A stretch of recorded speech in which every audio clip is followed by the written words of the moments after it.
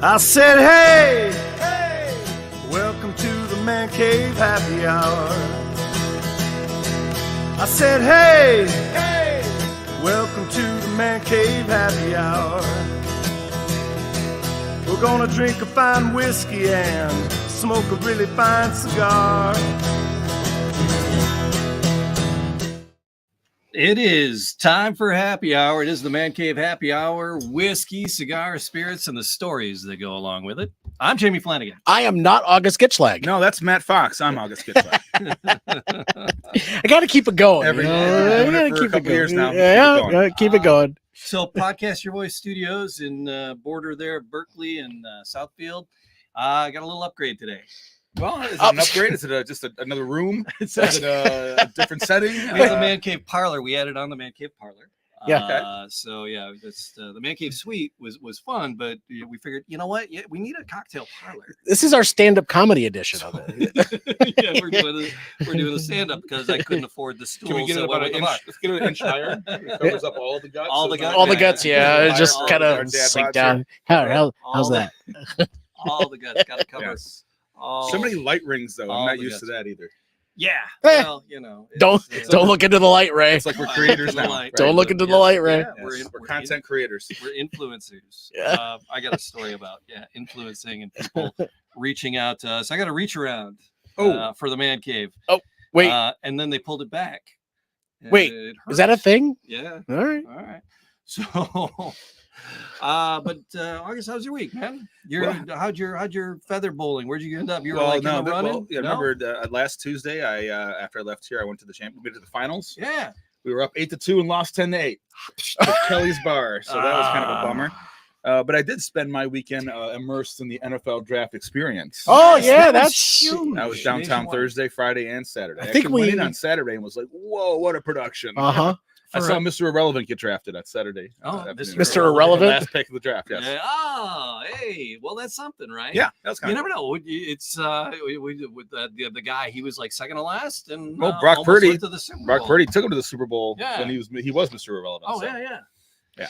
Well, there we go. It was a good time. Sports ball, I don't know. Yeah. I knew it was something. He was close. And I heard that there was a lot of things to do. If you didn't have tickets to get inside to where the big production was at the stage, but there was a lot of things to do around downtown. Yeah, but I'll tell you, once you got in, they had a lot more of Woodward closed off than you thought. I mean, you had to walk a half mile to get to the big old stage. So there's nothing wrong with parking in Hamtramck and then walking. I parked at we had people parked at Eastern Market and walked in. I parked at Cass Tech and walked over. It was great. Right but I was going to Greektown most of the time. Fair enough. My office is in the district, Foxtown, where I work currently. And so I parked at Cass Tech. I mean, that Thursday parking was $100, right? $80. I saw that. I paid $35 over by Cass Tech. I thought I was getting away with something in a district Detroit. Yeah. So, and I was getting away with something. I told people, like, where? 35? Yeah, and I walked 8 minutes to get here. But, I could have walked in from St. Clair Shores. Yeah. Really. So, it was that's what kept me away. It was like, free event, but it's like $100 a park. Yeah, it shouldn't have kept you away. There's people that parked way up north and took the queue line down. Yeah. Trust me, people were there, and it was a very, from all the stories I've heard, it was a no knucklehead situation. And I was listening to the news, so either they quashed anything ridiculous or there was nothing too ridiculous. I was there during the day twice and at night twice and never heard a siren. Because our Greektown over the last couple of summers has been a little rambunctious. Well, I was in Greektown, and I will tell you that Saturday night at about 10 o'clock, I leaned over the lady and said, I think it's time to go. It just got very young. It got really young really fast. Sure. But young comes dumb. So it just got really young. Fair enough. We're like, okay, you know what? That's called keeping your head anymore. So let's just get out of here. That's called keeping your head on a swivel, paying attention to your surroundings. Or go somewhere else a little farther north and enjoy the rest of the night. You know? Well done. We ended up at the Mongos. But still, we beat a record. Detroit beat a record for the NFL draft attendance. Yeah. And I don't see Green Bay topping that next year. I don't. No. The closest one to us was Nashville, and that was like pre-COVID. Yeah. Oh, we did it right on Broadway, which is pretty, kind of a banging spot. It was good numbers. Good numbers. Very good for numbers. the city. All around great. That Jermaine Jordan, he's the historian for the city of Detroit. Mm-hmm. He went through, he had a really cool, I'm going to get him on the City of Champions podcast. I'd like to get him on with us too. Sure. He's a cool guy. but he went through like all the events in Detroit because people are like, well, this hasn't happened since the '68, and he's like, well, no. He goes, the parades for the Pistons were huge. The parades for the Red Wings were huge. The World Series, the Super Bowl when it was here was really, really big. And I was in on all of that. There was a different vibe. Yes, I felt a different feeling. Probably the Super Bowl was, of course, in February, so it's cold, right. A little bit chilly. There's different kind of parties, different kind of makeshift bars, and right. There were lots of tent parties downtown. A lot of them were free. A lot of them didn't do as well as they expected. They had a good opening day type day on Thursday. Then they're like, okay. Yeah. By Saturday, there's bands playing to 6 people. Yeah. But there's just a lot of those tents. Once you went into the draft experience, you really didn't get out. Yeah. You were in that zone and you were in there. Right. Right. So it was fun. It seemed like it was fast and furious with the announcements. We're watching it on especially TV. Saturday. Yeah. They went quick. They only had 7 minutes. They were flying through. Yeah. Wow. They knew who they wanted. And the Lions did well. Yes. Yeah. They did draft an experiment. Sports ball. They did draft an experiment, but I'm 340-pound Canadian who's what was it? What was his 40-yard dash time? Oh, it was something absurd, like a 4.9. Yeah, 350 pounds barreling at you like that. Come on, that's not an experiment. That's true. There was 3 different networks covering the draft too. You had ESPN, you had NFL Network, and you had ABC. So whichever one I had on at the time was like, they could just start this guy for the Pistons. They could probably use him more than the Lions. Well, he was a basketball player in high school, so 6'8", you better be. Well, we were teasing the whiskey, and it's rye whiskey today, and it's bottled in bond, and it's Rittenhouse. One of my favorites. So bottled in bond, we just talked about that before. Bottled in bond means it's 100 proof. What else? The Bottled in Bond Act of 1879. Because whiskey, people were like putting like just a drop of whiskey and then spittoons, color anything in it, and so they really tried to level the field on what could be sold. Yeah, it's a standard. It's definitely a standard. And then the government wanted its money, and so they started, a bonded warehouse, and it's coming out 100 proof. So, always. Yeah. So it's been federally bonded for its whole life there. So at least 4 years. Yada yada yada. So, but that's a bottled in bond, and Rittenhouse Rye is bottled in bond. We have two. We got 2 different ones to dive into. We have a store pick, a barrel pick from Yvonne, our friend Yvonne at A&B Liquor, and then we have the shelf. And this is what I've been advocating for all along. I've had so many barrel picks of different whiskeys over the years. And until you really try it next to the shelf, you don't really know what you're getting. Right. And I asked Yvonne, I'm like, okay, I go, so a bottle of Rittenhouse is like, I think 26-ish. His barrel pick was going for 39. Yeah, and that's fair. Right. That's what they travel down, they pick it out. That's what it's supposed to be. You got to cover expenses. Right. So I asked him, I said, now, what's the taste like? He goes, Jamie. He goes, it's nice. He goes, it is way different.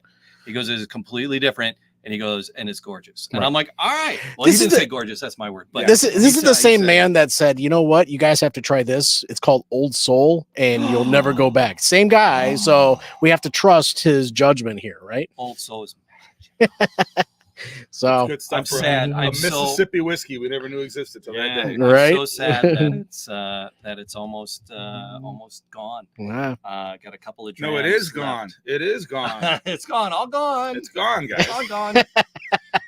Just a couple of drams left on that. What do we know about?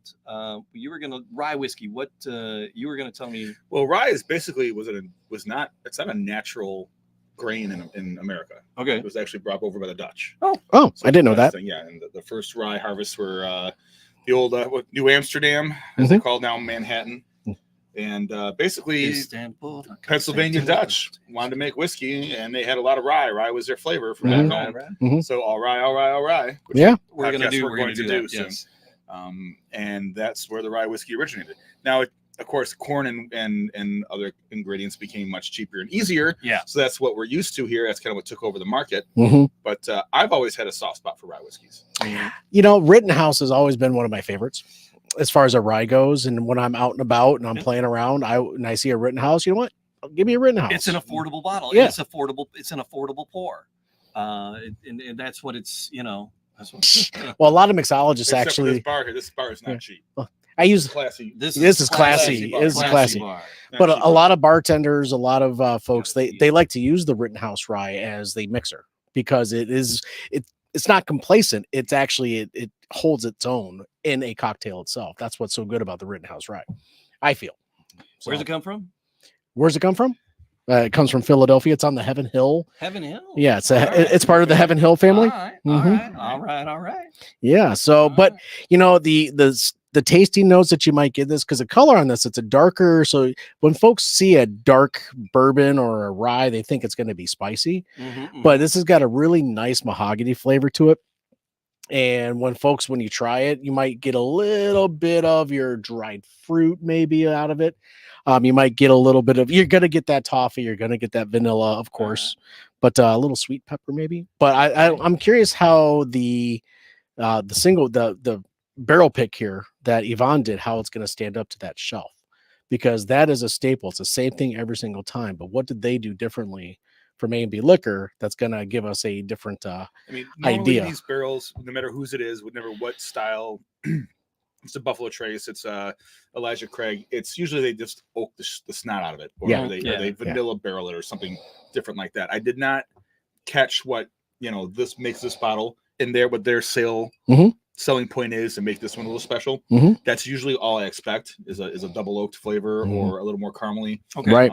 Something like that. That's fair. All right, so what do we want to do? Well, this was Yvonne and the guys at A&B Liquor. They came up with this. They did this pick with Heaven Hill for this bottle, and it was a partnership with the Raven Club in Ann Arbor. So there's a bar. It's a speakeasy kind of bar in Ann Arbor. Could you pour me one? Okay, we're gonna have the shelf life. The shelf is first. Shelf is first. Well, I was gonna say, right. do we want to on your right? I was kind of like, should we try to do a blind somehow? I was gonna pour them and then make you bring them. Nah, it'd be very. I was like, all right. I didn't know there was going to be a test. I was like, well, screw it. we're rolling. So, but yeah. So if you wanted to try this, if you're in the Metro Detroit area, A&B Liquor to get the bottled and bond one. Or get the barrel pick one that we're going to try, or if you're in the Metro Detroit area and you're in the Ann Arbor area, the Raven Club, they have it there because this was a partnership between the two. A&B and Ravens Club? A&B and Raven Club, which is weird because A&B is like north and people know the Metro right. Detroit area. Yeah, they're right. like north of M59 and Ann Arbor. I would be remiss the other way. After talking about the draft so much, I did not mention that I spent basically the entire weekend with our friends at Firebird Tavern. I was with Owen and Tony that whole weekend. They spent time in their tent, tried their barrel aged tequila. They go, as soon as this is over, give us 2 or 3 days and call us. We'll come to a show. All right. So just want to recover. Yeah. They always have to thank them. They're our glassware sponsors. Yes. None of their glasses are on the bar right now. My friends and I wristbands all week, so they sponsored even more. Hey, So. right on. All right, so the one on the right is your retail bat. Is the retail bottle. I went with the 1,000. I was like, 1,000 milliliter bottle is bigger. Well, there's nothing wrong with that. I was value shopping. Where are you value shopping? Were you looking at how many milliliters per penny? Yeah. All right. Yeah, I squeaked a couple of. Yeah, you save some money. So bloody cheap, I swear. Ooh, I like that nose. I've always liked the nose on the Rittenhouse. It's just one of my favorites. I don't know if I've studied the Rittenhouse. We've done we've done it for cocktails. We have done it for, but on the nose, it feels like it's going to feel like it's going to burn. Right, it's going to have that warmth. 100 proof to me. Yeah. Can I have a splash for you? Just on the nose, you feel like it's going to happen. Oh, fair play. You want a glass there, Foxy? I'm good. Just a rinse in between. Yeah. So, all right. This is one of my favorite ryes in the marketplace today. If there's something that if I've never tried, I might do this. But if I just really don't want to think. So, what's the word when you're doing a bourbon? What's the one big word? What do you mean? What in the nose? What's the one major in a bourbon? In a bourbon, it's spice. The caramel. Well, right? Yeah. So I'm getting a very light way on the back end caramel. Are you on the back very of your light, very light caramel? The back of your nose. There's a little bit, very light. I really do. I'm not getting a ton of spice, but I haven't sipped it yet. I do get the toffee because I put my nose in this a few times, and I am getting that toffee on the back end more than the sticking your nose where it doesn't belong, Matt. Well, you don't know me. Well, yeah, you do. Oh. I just cleared with water and then gave it a sniff. It's going to be the second sip on this one. I'm getting it's so good. Getting a not a heavy mint, but like a gum, from a chewing gum. Not double that's mint. Been on your juicy fruit. No, not super. No, nothing super gummy like that. But just light on that. No, it's not a Mentos. Second sip was much better after I did water, because that first one just blew up my palate. Right, I haven't had any whiskey in my, just like, oh, fries your tongue. Then you got to do that second sip. I even brought some cubes. He wants to try it with a little chill. All right, so there is that hint of that toffee caramel on the back end, because I've had this twice. I've sipped on it twice now. Ooh, it's hanging on. But yeah, that caramel just likes to hang around in the back of the throat. I really like that. That's yummy stuff. And it's nice about the Rittenhouse. We've done it because we've done it with cocktails. Mm-hmm. It holds up in a cocktail. It does. Ooh. And this is definitely a favorite. Are you getting nut in the second? Are you nutting? I'm 12. Did you get a little nut there on the second time around? Anybody? When Matt said juicy fruit, I absolutely got it. Suddenly, I felt that little twinge fruitness. of that's the dried fruit that's coming out. Yeah, felt like a juicy fruit. That's the dried fruit that's in there, right? Maybe a dried fruit of some sort. I'm trying to place the dried fruit. I don't want to say cranberry. I want to say more of a It gets more complicated on the sips. Yeah. Like I like my women, they get more and more complicated. Each time you sip them, it's safe. Folks. It's safe because Colleen never ever watches. Hi, Colleen. I know. And then the last time I said that, yep, right she was watching. Episode, guess what she did? She was watching. She watched it. That was the one she watched. There you go. That's the way it works, man. Oh man, this is one of my. What it is. It's getting a little more complex. With each sip. I haven't. You added the ice cube to it. I did. I have never been disappointed with Rittenhouse. No, with the Rittenhouse Rye, I've never been Rittenhouse Rye and the straight up Sazerac Rye. Right. Are like those are the two I grab. If I see it on the shelf, bam. Wasn't it the Sazerac that one the one TV show? Brackmeyer. Yes, thank you. I have 2 bottles of Saz just sitting waiting till I can find. You can taste the jazz till we can find some Brackmeyer jackets. Right. I have Brackmeyer jackets. You need them? You need 3 of them. I acted like I was always something I was supposed to provide. No, you didn't know. Because I was I went to Value Village today, and there was one that was close, but it was I got them. It was like close, and it was like I was like, put it on. I'm like, okay, maybe it's not dark red enough, but they're red. And then I put it on. I'm like, fat guy in a little coat. I'm like, no, this ain't gonna fit any of us. So shut up, dickhead. I mean it. I'm gonna have to slice it down the back and just. I'll even talk like an announcer for the entire podcast.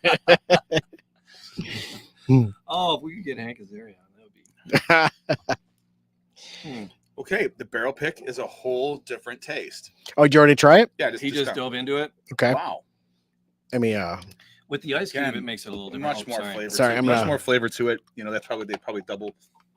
Do they write up what the difference is? No, they give us no. There's nothing. The label is the same except on the front. There's just what rick house it came from, and when it was barreled. So, it was barreled in 18. And I guess just bottled within the last year, probably. So 4 years, 18. Well, no, 6 years almost. Depending on when they pulled it. There's a minimum there, right? 4 for bottled and bond. Yeah. Oh, they're Rickhouse A floor 5 of Heaven Hill. If that means anything to anybody. Hey, you were there. This has got more of a. Oh yeah. No. This has got more of a, in not a bad way, but it's got more of a perfume smell than the off the shelf. I wouldn't fight on that. It's like a sweeter perfume type smell on the nose. That's kind of what I'm getting off of it.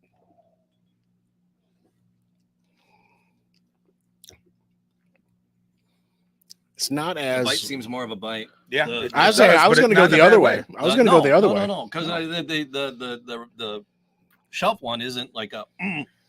Everybody wants stronger, but 100 is pretty good point. 100's good enough. 100 good enough. 101. Good enough. 100, 101. I'm fine. Yeah. Even, the Buffalo Traces and all those at the, 85 and 90 and 80. See, I'm okay with it. I feel like Off the Shelf has got a little bit more of a warmth bite to it on the initial sip than the barrel pick here. Let me use my usual palate cleanser of a potato chip. Potatoes. No, I'm not getting. I'm getting the warmth, but after the fact. But at the onset, it's not. On the first sip, on the first sip, it was on the onset for me. So that's what I really enjoy about doing this is that every one of us, we have a different palate, and that's the whole point. And you I'm have to remember. A whiskey judge. I'm just a consumer. Yeah. Well, yeah, aren't we all? Yeah. I'm enjoying this barrel pick. I mean, I can tell you the ones I didn't like but these. These are both fine. I mean, the Rittenhouse Off the Shelf is great anyway. Mm-hmm. I do like this barrel pick. Are you getting any grassy on the barrel pick? And that's where I said perfume because it's kind of an earthy, It's got some fresh cut grassiness to it on the smell. Yeah. I mean, I really stuck my nose in it and well, maybe that's just boogers. I don't know. No, I mean, it's been an allergy. It's allergy season here in Michigan. No, but it does hang on very nicely. The oils that are in there, that they did a nice pick. They really did. It's a nice pepper. It's a sweet pepper. As the continuing sips on the barrel, more and more spice coming through. Looks like there's those are like acorns. I was like, is that a bee on there? No, it's like acorns or something. Save the bees. Yeah. No, this is they did a really nice job with this pick. And you said it was bottled in this year, but 2018, barreled in 2018. Barreled in 2018. So it's been sitting for 4 years. Yeah, 6. It's 6 years now. So the big boy with his math. You said there'd be no math again. It's probably 5. It's probably 5. Yeah, is my impression there'd be no math. No math. All right. But it's got to be at least 4 years. It's got to be at least 4 years old. So for the bottom line, yeah. So did they give it a couple extra years just so it can mature? Few extra months. And these guys, Yvonne and I was at Big Tony's today. I was at the wine garden. They do so many barrels. It's and Tony is so generous. Yvonne's so generous. But Tony lets us go in the back room. Yes. And it's funny because we'll be there and there'll be like cases and cases, something. We're like, dude, what is that? He's like, and meanwhile, we're trying to Chris Stapleton swill. Yeah. And there's thousands of dollars of wholly decent, amazing whiskeys and bourbons. I know. He's like, don't let that get in the shot because I don't want anybody to know I have that yet. I'm going to release it. He goes, I got some stickers. I'm going to release that later. And we're like, all right. So sometimes they'll get it and they'll sit on it. So I'm curious if, maybe the Raven Club had it for a while and now Yvonne had it. But when I was in the store, it was probably 2-3 weeks ago when I picked this up at A&B Liquor. They had a fair share of it on the shelf. And here's the thing, what I think people go Rittenhouse, they're like, oh, poo, Rittenhouse, But no, wait, because there's more. And it's not exorbitantly priced up. You're still getting a barrel pick for under $50 at $40-some. That's still fantastic. That's a steal. It's way under $50. So for the quality of Rittenhouse, I think it's under 40. I'm talking. You have to like the 100 proof whiskey feel, right? Because it is all of that, and not everyone does, right? But and not everyone drinks it this way. Like I'm going to have when I'm done with this, when we're done here, I'm gonna make an old fashioned out of one. And just kind of see. I might have to take you up on one of those. And I'll use some of that little old fashioned mix I got. All right. For my adventures in Frankenmuth, and see if we can't enjoy it another way. Yeah. See if we like it. No, I've always been a fan of Rittenhouse Rye. I've always been a fan of it. And when I see it out, like I said, when I'm playing out and about and I see it on the shelf and I don't want to make a choice, I see that and I go for it because I enjoy it. I know what I'm going to get. But they did Rittenhouse a favor by their barrel pick. They did a really nice pick. They did. So you could become a fan of this if you had this at the Raven Club. Mm-hmm. And you went and got the shelf one. Mm-hmm. I don't think you would be disappointed. Mm-mm. No, right? It's different. No, it is different. From it is tasting different it at the bar to by the time you buy it and get it home. Are you? Because like you said, you wanted to try them side by side to you know. Yeah, and let's be honest, who's gonna see the bottle of Templeton on the say, oh, give me that neat. It's not really how you do it in the bars. You're putting it in a cocktail. You're either getting a Manhattan, unless it's like an old fashioned, or the the Whistle Pig 10,000, you know, whatever. So yeah, that's how I enjoy mine. Rarely do I have it neat. That's a special occasions in a special bottle. You know, if I'm gonna do special guys when you're at a cigar place or what have you, I always get I won't do a cocktail at a cigar bar. I'll do it in an ice cube. A big round ice cube is how I really like to enjoy a rye or a bourbon with the cigar. I don't want a cocktail because of the sugars and everything that are in there. It kind of, gets into the taste of the cigar itself. So I like to try to make sure I'm staying true to what I'm drinking. Yeah, I mean, right? I do have a couple of go-to sippers. I love my Wild Turkey. I love my Elijah Craig Rye. I love my Wild Turkey Rare Breed. They have bottled up in the Rare Breed Rye. They have a Painted Lady. That I'll just have a sip of that with a Guinness, and I'm happy as can be. And I'm out. Right. I'll be right back. Yeah, I'm getting grassy. Now that we've gone through this a couple times, I'm still getting grassy. But at the Painted Lady, they got some nice bourbons up at the Painted Lady to try. When you do it, when you get a fancy pour at the Painted Lady, do you do it on the rocks? Do you do it straight? What do you do? The first one's always straight. Yeah. I will do straight neat. I want to taste everything I'm going to taste. Yeah. Give them all, give them the full notes, all that stuff. That's how I compare it to the other things I've drank. You can always dial it up. You can dial up anything. Put all kinds of perfume on the stuff. Yeah. Okay, we're kind of with the Painted Lady, you more than me. Me when I'm with you on the home team, they're very generous. Yes. But actually they are very generous. They're very generous anyway. Generally speaking. Yes. You can walk in cold and people, their bottles are priced at the price point when they bought them, what that fair price is, not necessarily like what it runs for now on the open market. Right. So they're pretty good about that. So all right. So we talked about we're going to turn this into an old fashioned. Right? We're going to do this into an old fashioned. Sure. In just a minute. Yeah. Do we want to do it here and now? Do we want to? I ain't scared. I'm not. I'm thinking. So when you make an old fashioned, when you're making it at home from scratch without the little Santa's little helper kit. Well, I don't exactly have simple syrup laying around the house. I don't really have that usually. It's basically just the it's called Detroit River old fashions. We just take your whiskey and the bitters and ice and bam. If you have some orange, great. But I don't have simple syrup necessarily laying around the house. Okay. Right. So some people just muddle some sugar in there and shake it up. I don't. I still stir it up.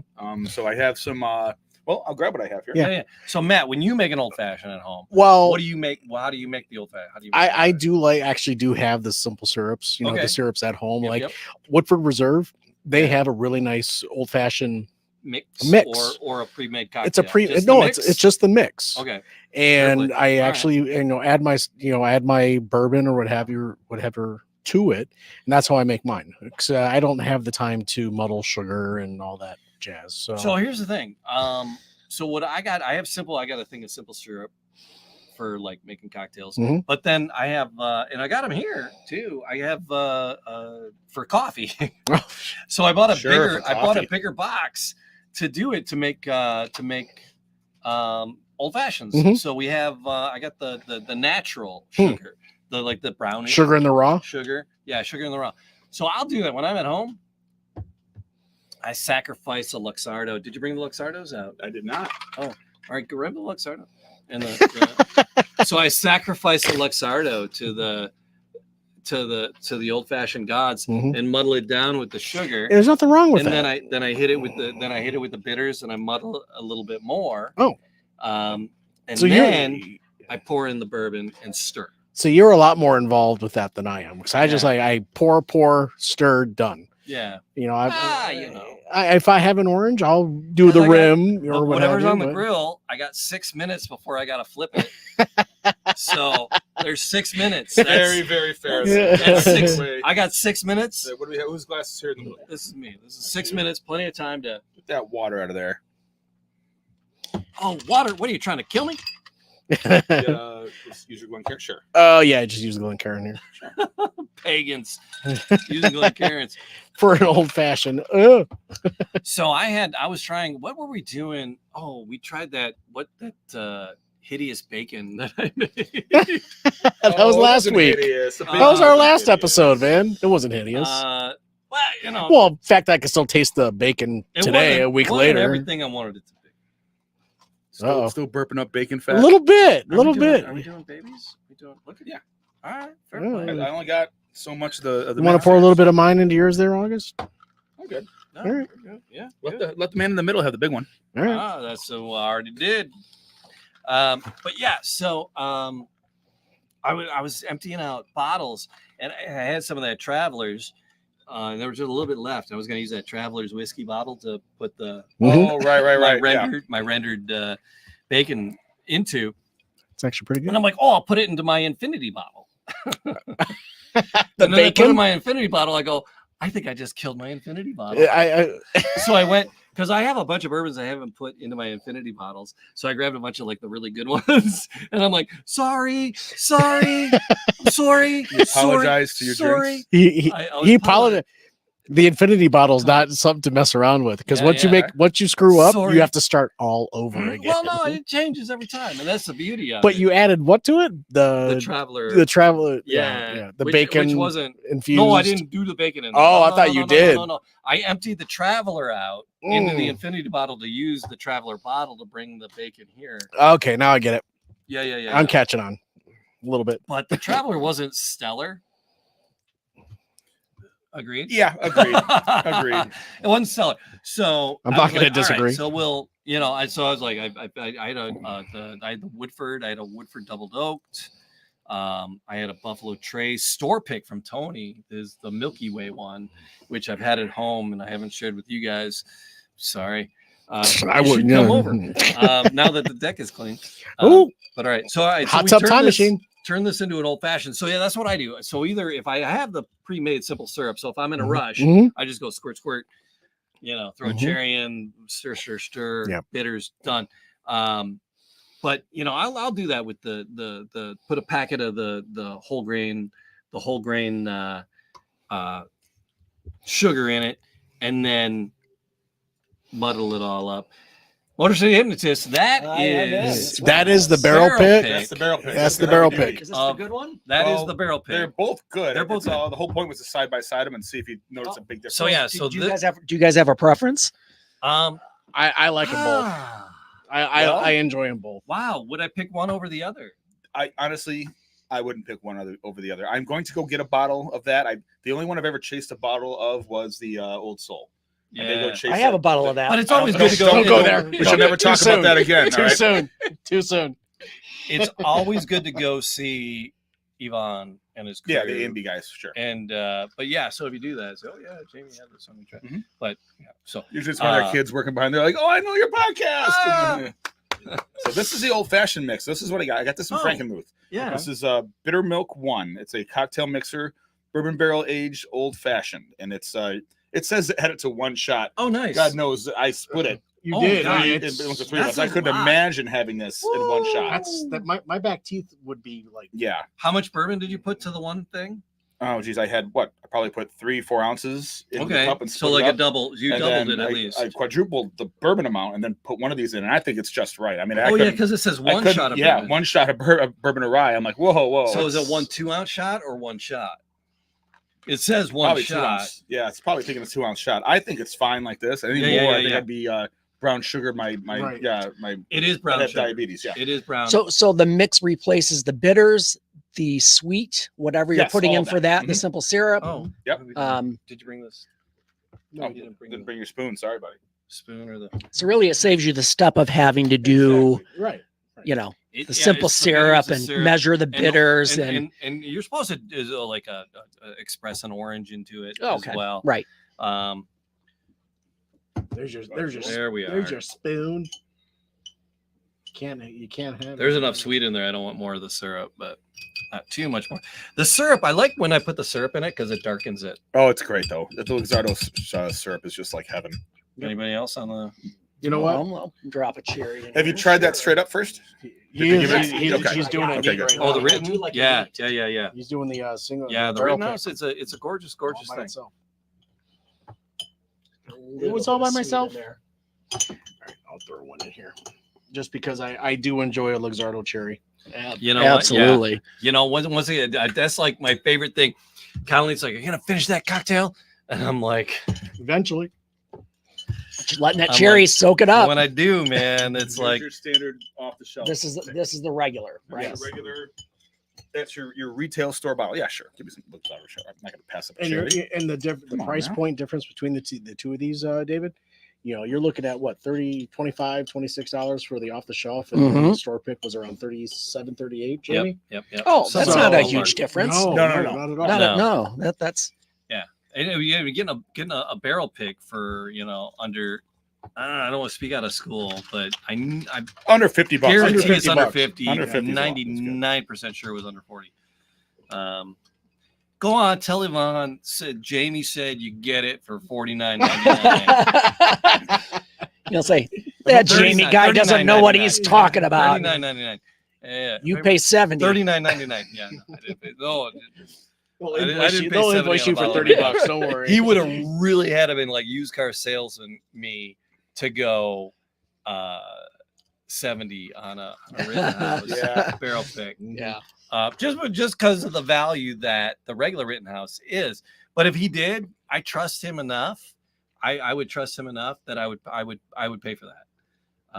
Because I trust him that explicitly that if he said it's worth that.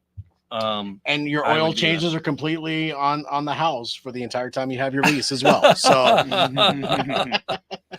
that is it. That's good. Good call on the old fashioned. Yeah, very good call. Yeah, I'm glad I brought that stuff up here. Well done. Well done. All right, there you go. Wow, that was fun. Yeah.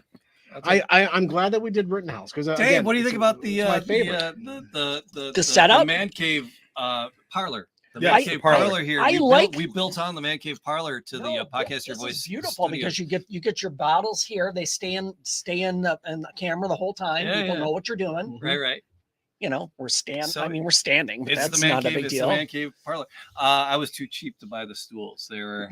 No one wants to look at us. Fantastic. No one wants to see our backs when I we're doing got a hell podcast, of a deal. so. But the stools are very. I know. Yeah. There's also it would really cover our guts. It would really cover our guts. There's a rail on this side. It is. I know. This is where this is staying. Yeah, there was absolutely. the man cave parlor. We added on to the podcast Your Voice studios. To include the man cave. Tell us what you think in the comments. It's the parlor. It's the parlor wing. It's the parlor wing. So it's if you want to come in, you're welcome. Just to record a podcast or have a cocktail. One of the two. Or both. Join us. Yeah. We're gonna do a man cave because Randy, you guys know Randy Walker. Yes, we do. Sure. IT and the D and everything else. Cut it out, Randy. Everything else, Randy. Damn it, Randy. He was like now accepting applications for deck parties. No, for patio. Patio. And I was like, oh, he must like cats because I was cleaning mine and the Percy cat's like laying there going. I'm like, you have to like cats. Book now, filling up fast. But here, Dave, we're gonna do it on Monday. And you'll record the hypnotist on my deck if you're cool with that. You can bring absolutely, your lady if you want, yeah. Just bring your bathing suit. Absolutely, right? So maybe we'll do it in the hot tub. Topless podcasting. Not only. Here it goes. You first.